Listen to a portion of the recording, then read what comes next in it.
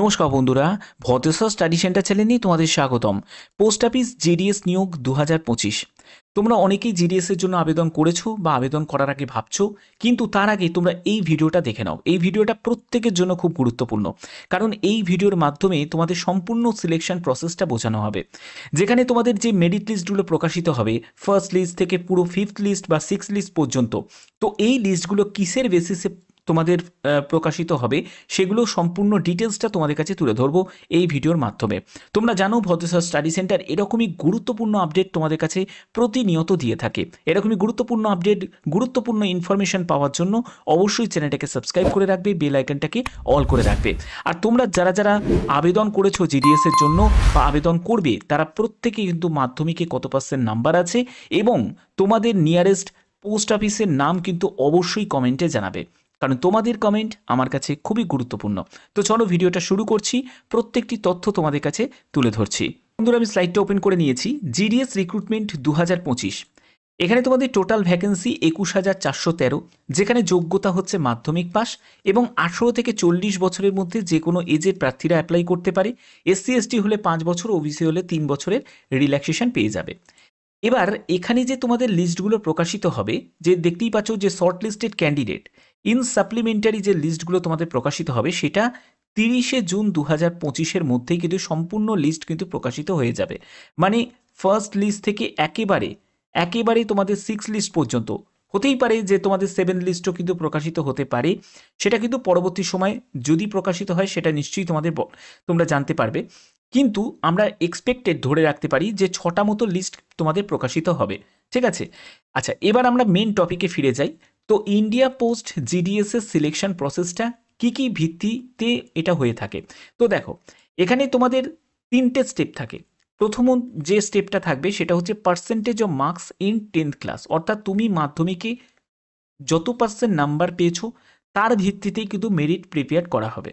দ্বিতীয় কন্ডিশন কি থাকছে সেটা হচ্ছে ডেট অফ বার্থ, যার বয়স বেশি তাকে সুযোগ দেওয়া হবে। ঠিক আছে, তারপরে দেখো জেন্ডার এবং ক্যাটাগরিটাকে দেখা হবে। জেন্ডার অর্থাৎ মেল হলে বা ফিমেল হলে সেটা দেখা হবে।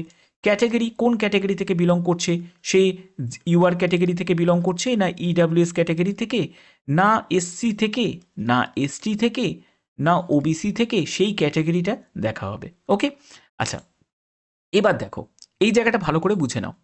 এখানে দেখো যে আমি সুন্দর করে ব্যাপারটা বুঝিয়ে দিচ্ছি, ভালো করে বুঝে নাও, তাহলে তোমরা বুঝতে পারবে যে কি বেসিসের ওপর সম্পূর্ণ সিলেকশনটা হয়। 3জন ব্যক্তি দেখতে পাচ্ছ, একজনের নাম সমীর, আর একজনের নাম প্রদীপ, এবং আরেকজনের নাম হচ্ছে নীলা। 2জন হচ্ছে পুরুষ এবং একজন হচ্ছে মহিলা। এবার দেখো এই যে যে 3জনই কিন্তু সেম নাম্বার পেয়েছে। এও 50% নাম্বার পেয়েছে, তারপরে প্রদীপও 50% নাম্বার পেয়েছে এবং নীলা আছে, সেও 50% নাম্বার পেয়েছে। এদের বয়স দেখো, এরও বয়স হচ্ছে 22 বছর, এরও বয়স 22 বছর এবং এরও বয়স হচ্ছে 22 বছর, অর্থাৎ তাদের বয়সও সেম, তাদের মার্কসও সেম। তাহলে কি দেখা হবে? এখানে দেখা হবে জেন্ডার ক্যাটাগরি। তো এবার জেন্ডার দেখা হবে, অর্থাৎ এই যে পুরুষ প্রার্থী এবং এই যে পুরুষ প্রার্থী, এরা সেম পোস্ট অফিস, এবং নীলাও, এরা 3জনই কিন্তু সেম পোস্ট অফিসেই কিন্তু অ্যাপ্লাই করেছে, সেম পোস্ট অফিসে। ঠিক আছে, সেম পোস্ট অফিসে অ্যাপ্লাই করেছে 3জনই। এবার এই ক্ষেত্রে এ যেহেতু মেল প্রার্থী, এও মেল প্রার্থী, এও যেহেতু ফিমেল প্রার্থী, তার জন্য সিলেকশন যে পাবে সে কিন্তু এ সিলেকশন পাবে, এরা সিলেকশন পাবে না। ঠিক আছে, অর্থাৎ ফিমেল প্রার্থীদের সুযোগটা আগে। ক্লিয়ার হয়ে গেল? আচ্ছা, এর পরবর্তী দেখো, যদি এই যে নীলার জায়গাটা, যদি এটা যদি মানে মহিলা প্রার্থী না হয়ে যদি এও যদি পুরুষ প্রার্থী হতো, ঠিক আছে, অর্থাৎ 3জনই পুরুষ প্রার্থী, মানে সমীর, প্রদীপ আর হচ্ছে নীল। ওকে, তাহলে 3জনই যদি পুরুষ প্রার্থী হয় এবং 3জনেরই ধরো মার্কসও সেম আছে, বয়সও সেম আছে, তাহলে সেক্ষেত্রে কি দেখা হবে? সেক্ষেত্রে দেখা হবে ক্যাটাগরি দেখা হবে। ধরো এ হচ্ছে জেনারেল ক্যাটাগরি থেকে, এও হচ্ছে জেনারেল ক্যাটাগরি থেকে, এবং এ হচ্ছে এসসি ক্যাটাগরি থেকে। তাহলে কে সুযোগ পাবে? যে এসসি ক্যাটাগরি থেকে আছে সে কিন্তু আগে সুযোগটা পাবে। ঠিক আছে, তো এখানে তোমরা বুঝতে পারলে যে তোমাদের পার্সেন্টেজ অফ মার্কসটা ইম্পর্টেন্ট হচ্ছে, ডেট অফ বার্থ অর্থাৎ তোমার বয়স কত হচ্ছে, যেখানে যার বয়স বেশি হবে তার একটা সুযোগ দেখা হবে, যদি সেটাও যদি সমান থাকে তাহলে সেক্ষেত্রে জেন্ডার দেখা হবে, জেন্ডারও ধরো সমান থাকলো তখন তোমাদের ক্যাটাগরিটাকে দেখা হবে। ক্লিয়ার? আচ্ছা, এর পরবর্তী আমরা দেখিনি, এর পরবর্তী কি আছে। এর পরবর্তী দেখো এখানে একটা লিস্ট আছে, ঠিক আছে, কি বেসিসে ব্যাপারটা হয়। প্রথমে যে সুযোগ পাবে সেটা হচ্ছে এসটি ট্রান্স ওমেন, ঠিক আছে, ট্রান্স ওমেন ক্যাটাগরি থেকে তারা কিন্তু মানে সুযোগটা আগে পাবে।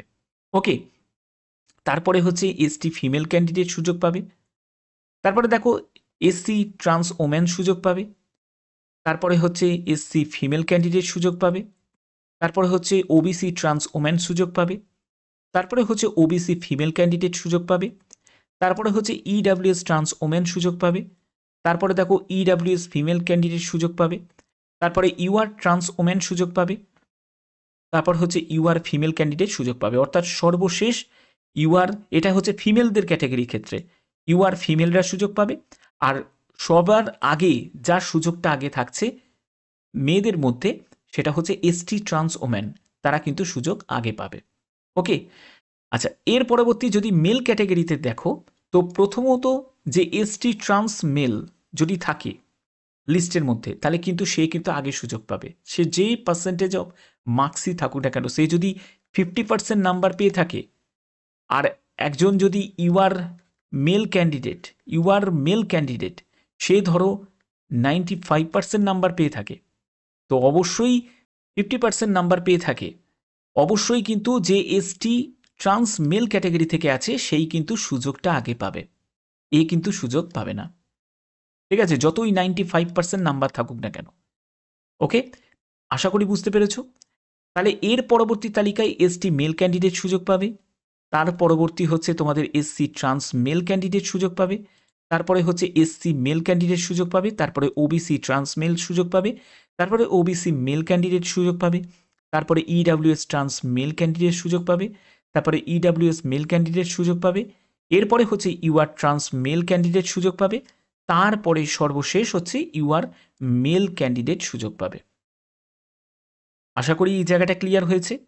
অর্থাৎ এইখানে সিলেকশনের প্রসেসগুলো কিন্তু এই রকমভাবেই হয়, এর জন্যই কিন্তু তোমরা নাম্বারের কিন্তু বিভিন্ন ধরনের হেরফের দেখতে পাবে।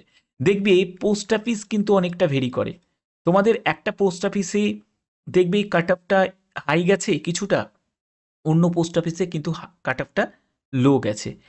ডিভিশন কিন্তু সেম, কিন্তু দেখবে পোস্ট অফিসে দেখবে অনেকগুলো পোস্ট অফিসে এরকমই কিন্তু হয় ব্যাপারটা। তো এগুলো কিন্তু অনেকগুলো ক্যাটাগরিগুলোকে ফলো করা হয়, সেই স্টেপগুলোকে ফলো করা হয়, সেই পদ্ধতিগুলোকে ফলো করা হয়, তারপরেই কিন্তু তোমাদের ফাইনাল যে মেরিটগুলো সেগুলো প্রিপেয়ার হয়। অর্থাৎ সেই মেরিট লিস্ট তোমাদের 1 থেকে 5টাও বেরোতে পারে, বা 6টাও বেরোতে পারে, বা 7টাও বেরোতে পারে। আশা করি তোমাদের বোঝাতে পারলাম, সম্পূর্ণ গুরুত্বপূর্ণ তথ্য তুলে ধরলাম। এরকমই গুরুত্বপূর্ণ তথ্য পাওয়ার জন্য অবশ্যই চ্যানেলটাকে সাবস্ক্রাইব করে রাখবে, এবং তোমরা অবশ্যই কমেন্টে জানাবে মাধ্যমিকে তোমাদের কত পার্সেন্ট নাম্বার আছে এবং তোমাদের নিয়ারেস্ট পোস্ট অফিসের নাম কি, অবশ্যই কমেন্টে জানাবে। তো এখনের মতো এটুকুই, টাটা।